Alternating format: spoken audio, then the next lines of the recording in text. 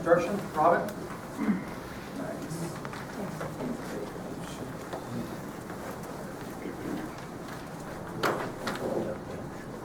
My request actually fits in really nicely with everything else the city's doing, with encouraging bicycling and walking and live better, live longer.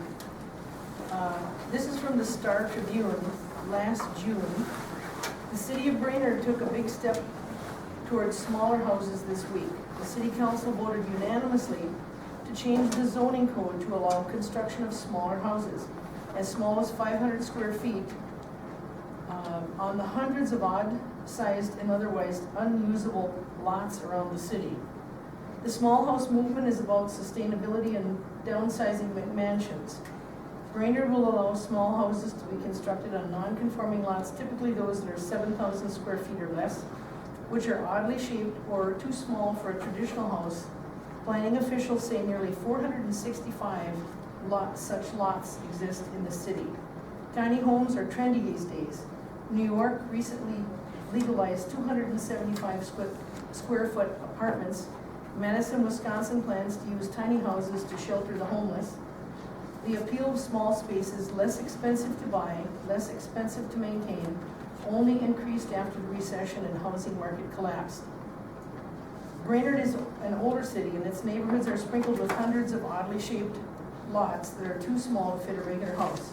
Smaller houses could fit the vacant lots, while their smaller price tags might suit the budgets of retirees looking to downsize or young couples just starting out.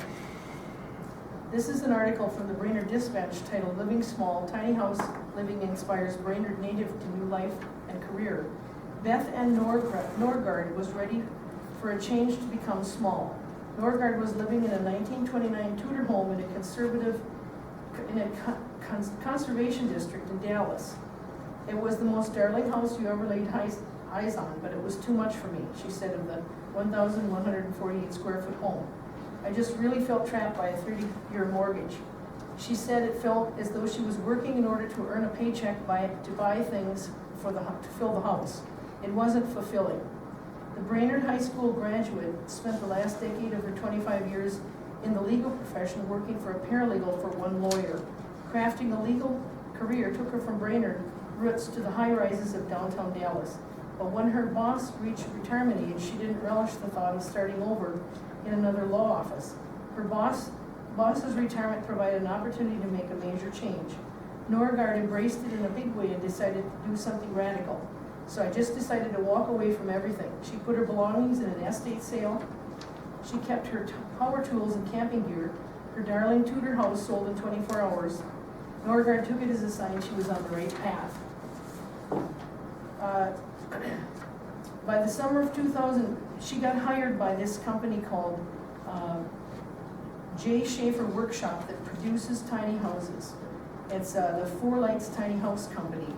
And she's been living in and designing tiny homes since 1997.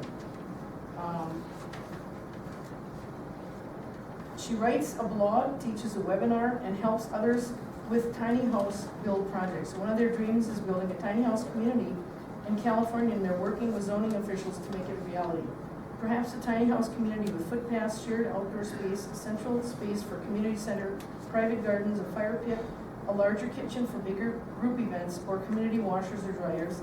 Perhaps 40 to 70 tiny houses on about 20 acres.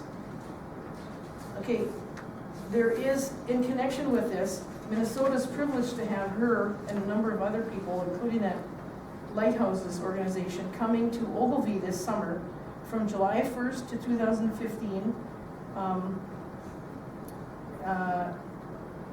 Start each day with an additional on-site yoga class and continental breakfast. After breakfast, small groups will be informed. Then you will rotate between swinging hammers and classrooms throughout the day. During the hands-on portion, you will work on framing a J. Schaefer designed tiny house. Tools are provided, no experience is necessary, we will teach you.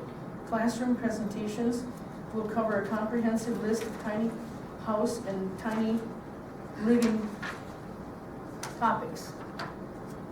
So you can go and camp there for a fee. Again, it's in Ogilvie, and it's from July 1st to the 5th. I thought maybe someone in this city might be interested in this for a potential You know, we have homes here, and we shove them off to another city. We had for a long time. I think they're back here in the churches now. But I think maybe our Habitat for Humanity might want to consider building one or two of these homes on a smaller lot and letting a person who is either a single or an older person try this out for a living idea. Thank you. Thanks, Robin. Robin, did you see yesterday's Tribune? They had an article on Madison, Wisconsin, and tiny houses. Oh, no, I What didn't. they're doing up there. I brought a copy of it. So. But this is really a growing trend, and we have a lot of lots that are not buildable in this city. I thought I kind of gathered that as we went along. There's a number. Yeah, there are. Was So- that from yesterday, that Yeah. tiny house? Yeah. It was like 10 by 10 or something? Yeah, they're 500 square feet. Holy cow. Yeah. That's really small. Bedroom. Mr. Chairman, what I'd suggest is that you refer this to the Planning and Zoning Commission, have them just take a look at it and see what they think. I don't know how you feel about it, frankly, or the chairman, but I think that you know, is a trend, it's something worth looking at. Whether or not you do it or not, it's up to you.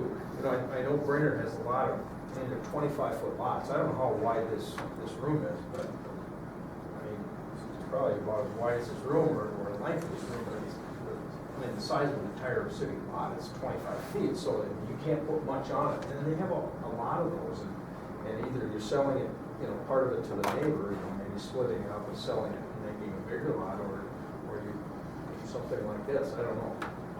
I wasn't involved in that when I still work up there, so I don't know exactly how it's gone, if they built any. I mean, it might be worth having some discussion. I know Ben knows Mark Oscar over at Public Brainerd, and it might be worth just having a discussion. I mean, it's up to you. I think it's a good idea, because we do have lots that are actually like islands, because neither adjacent property wants to buy them. Yeah. And so they're sitting there, and all we're doing is maintaining them. So something to look into. One of them would want to buy it as soon as you want to put a little house there, I guarantee you that. Well, and what Madison actually did is Right. almost like a community within a community, and the school takes part in building the homes. They have to put in so many hours. The people that get them have put in so many hours of community service. And they said that the concern was that it was going to be homeless, alcoholics, and drug addicts, but it's not. They actually police their own. It's like a little village inside, Probably. and there was somebody who was causing trouble, and they just loaned them out of Their own association. Yep, kind of they have like their own new-style trailer association. park. Well, not only that, but in Utah, I can't remember the city, I didn't bring that article with, but they actually give homes, social service or some organization out there gives a small home like this to the homeless.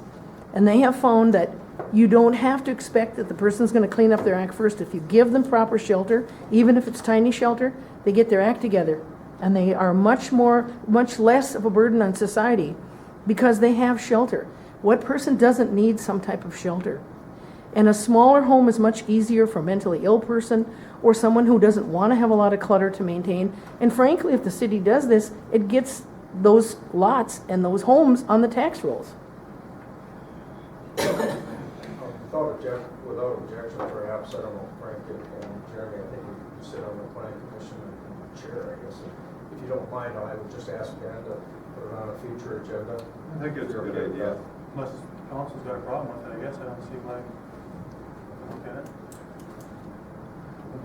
Yeah. Right, okay. Okay. Next,